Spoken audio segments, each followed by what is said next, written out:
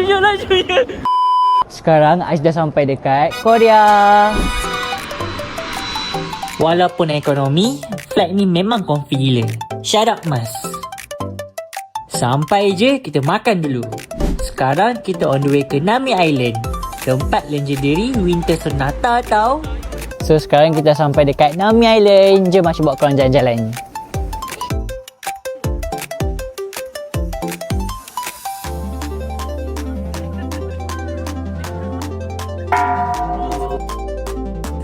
Skywalk Avenue ni sumpah lawa. Ambience dia memang padu.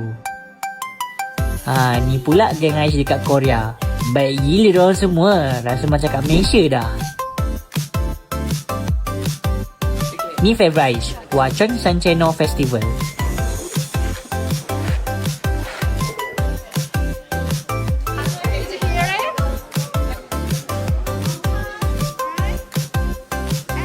Dekat sini korang boleh memancing atas ais tau guys.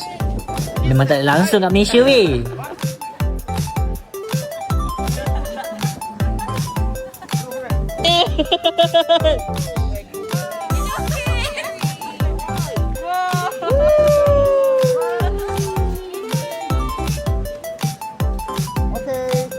Dah dapat ikan apa lagi? Makan terus.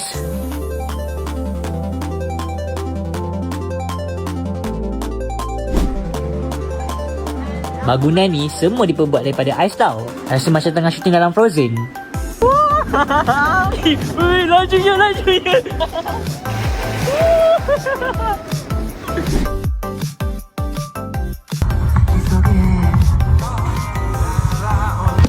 Dan kita balik ke Hwa-Chon untuk firework show. Best gila. Stay tuned for part 2. Bye guys.